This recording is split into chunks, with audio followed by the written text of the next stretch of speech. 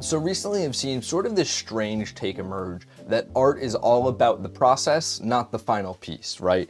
And up front, I want to clarify here. I say strange take, not so much because of the content of the take itself, but more so because of the nature of it. Like, this is not at all a weird take. This is a surprisingly nuanced take, and I think that's why I find it to be so odd, right? Because there's a lot of spaces on the internet discussing art that are in relation to art, right? I would actually say that most of the internet is discussing art, whether they realize it or not, right? However, it's rare to see them discussing art sort of like we do here. Like, it's sort of a take about art philosophy, whereas that's something that doesn't usually come, right? And I think for that reason, that's why I have been so interested in it, right?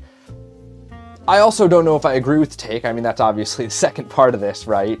Is that I don't know of how I feel about the take itself, because I think that this is a trend I've noticed over the years, right? I feel that since I've gotten on the internet as a kid and started discussing art in these spaces to today, to, September 2025, the focus has really moved, right? When I was first getting into art, it was on a lot of spaces like, oh my God, was it called Newgrounds? There was a photo of a guy with a tank as the icon of the site. I remember that much. And I also remember vividly being named Artfish27. Don't know if that account's out there still. Maybe it is. That'd be horrifying if it is, and I'm going to check after this recording now. But whether or not my account's still around, I remember extreme focus here on just posting digital art. Like, that was the whole thing. This is still when there was conversation going around about can you consider stuff that you did on Photoshop or oh my God, what's the other big program at the time? I never used it. Clip art? No, not clip art. What am I saying? Whether these digital art programs were art, right? And obviously that debate has gone to rest as everybody and their mom has gotten the app Procreate and made digital art. It's like, oh no, this is just another tool. It's interesting seeing the AI debate now because it's very similar to what was going on back then when I was a kid. And I do vividly remember me at 10 being like, no.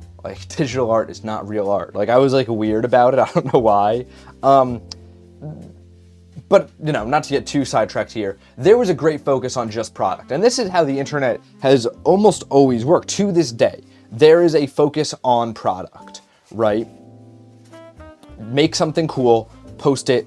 People either go, it's cool, and they like it, or they go, it's not cool, and they don't like it, right? That was when art kind of became a community on the internet, that's how it came, right? It came just as very much we're going to use this like a gallery, a space to share, right? Now, as things have moved on, though, it seems that, and what I believe this take is an attempt at de-emphasizing that, right? Because the reason I find this take so weird is because it's kind of you need to do a lot of thinking to get to this take, right? Some of that thinking I want to do here today.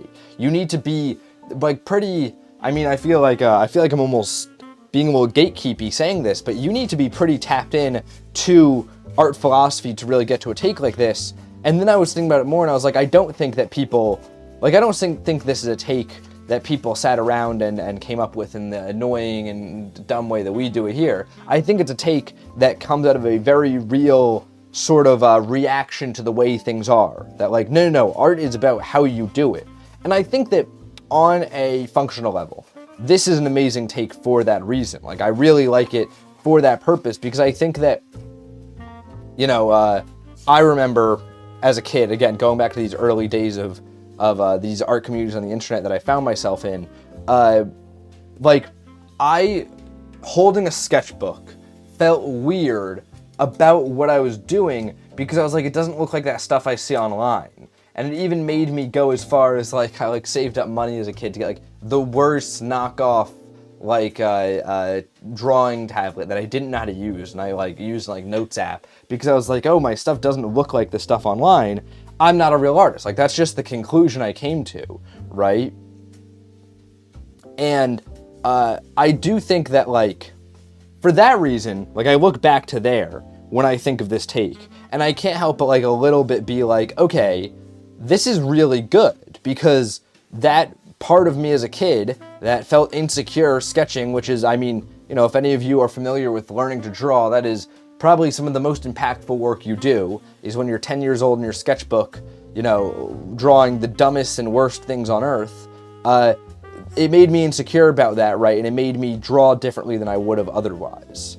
And I look at like that fact and I'm like, okay, this is an amazing conversation to be having, because yeah, I can't even imagine, I was looking at terrible digital art on Newgrounds, like an art style that now people look at and like, that's the most annoying thing ever, right?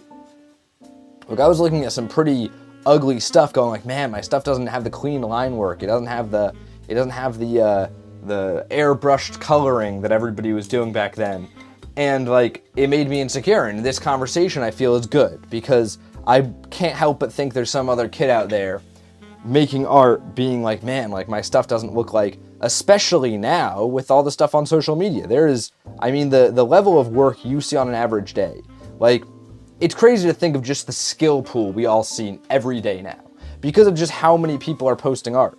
Like, in a day, and I still feel this sometimes. Like, when my day job is graphic design, and I'll be going through like graphic design stuff on the internet, and like, it all makes me feel terrible, because it's like, I'm not that good at this. Like, and then you gotta remember though, like, back in the day, if you were learning art, pre-internet, you were comparing yourself to the people in your area. Now you're comparing yourself to the whole world. So if you feel you're still good at art, you're probably like 10 steps ahead of all of us, right? So it's a very normal feeling to have, but it's still a feeling nonetheless that I could imagine really stunting my own growth if I was young doing art right now, So I like this conversation. I like it as a reminder that, art comes out of everything. It comes out of the bad doodles you do in your sketchbook and all that. But, of course, as much as I like it, as much as I do like the fact this conversation is being had for this, hypothetical 10-year-old Max Dice out there who is like insecure about their own sketchbook, I also do have, of course, things to say. Like, I want to analyze this. Is art more about the process, or is it about the final product, right? I will say, obviously, similar to the conversation that we've had here on this show about what's more important, vision or execution, technical skill or ideation, similar to that conversation. Obviously, the answer here is both. Like, it's a chicken and the egg situation where, yes, you need the process to get to the final product. You need the final product to exist, like in some capacity, right? So this is obvious, like, that's the answer, right? That's the obvious answer. And I think every single person saying this take out there probably thinks the same thing. But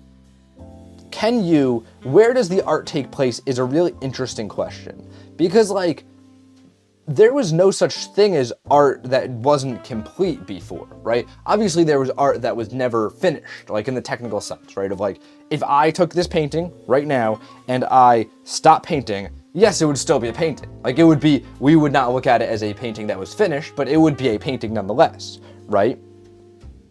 But in a sense, this painting then, the second I stop painting, is finished. No matter how many people would look at it and go, oh, we forgot to shade the cone there. No matter how many people would look at it and go, oh, there's no shadows. It's still technically finished because I'm done painting it. I've finished painting it, right? Seeing, like, before we had the internet, before we had these videos to record paintings as they are now, as I'm doing right now, you wouldn't really ever be seeing somebody do this. Like, you wouldn't be seeing, right now what you are seeing is an unfinished painting in terms of literally a painting being made. So this is another discussion that can only be enabled through the internet. This is something that only we can see now, of going, this right here, what I'm doing with each of these strokes, is this the art? Is what's going on right now the art? Or is it art once I put it up in my bookcase to dry and it's done? I don't know if you could separate the two, but I'm going to obviously try here for the conversation.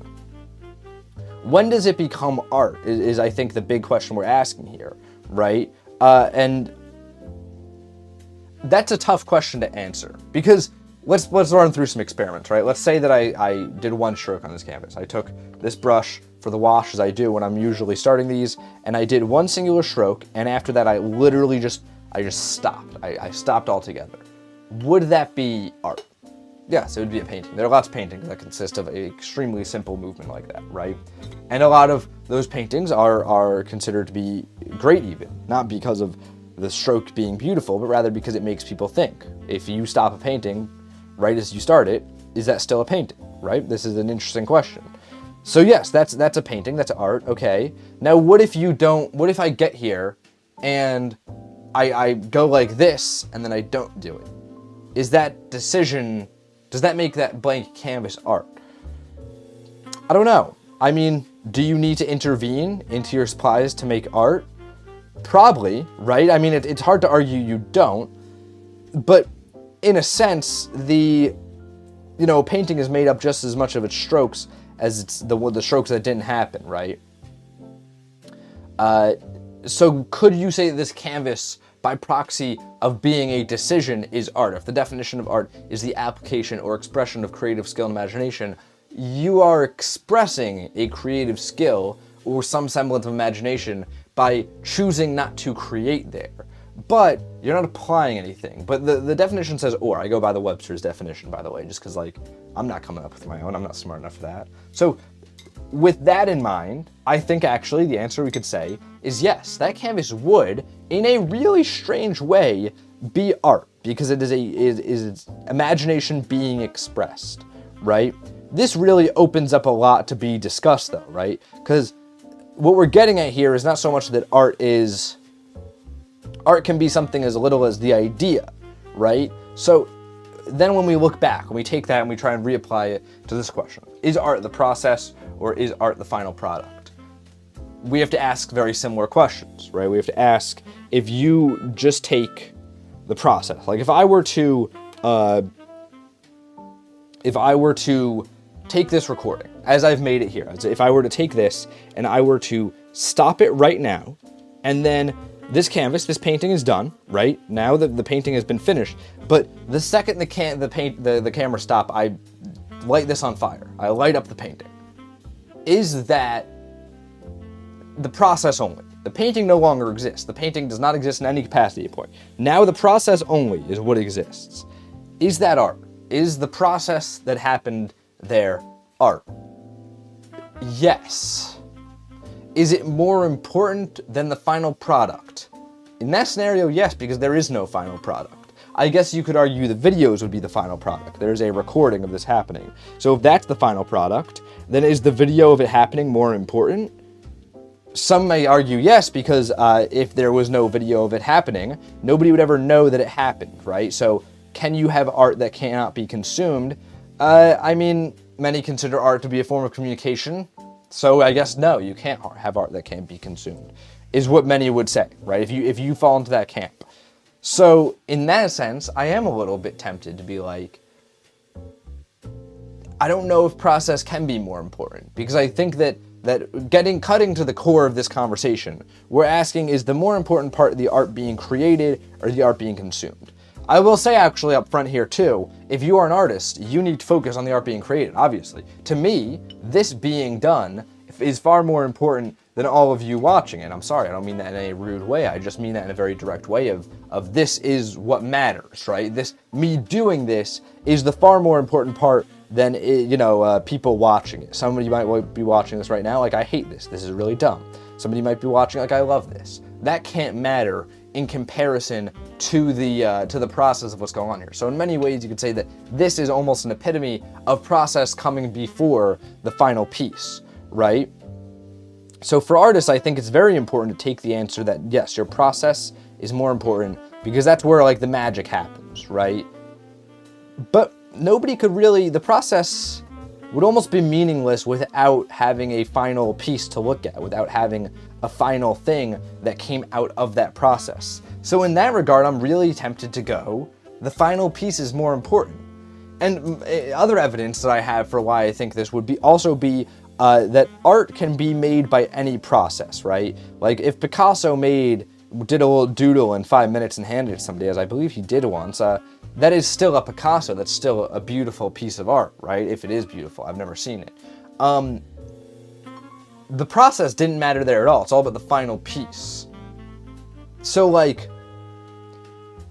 in many cases, I'm I would not say the process is more important as much as the process is just more so what you need to get to the final piece. But you also can't get to the final piece without it. So I do feel that, like, ultimately, I feel like I've just been going in circles for 5 minutes now. But I ultimately think the only conclusion you come to is that they're exactly equally as important.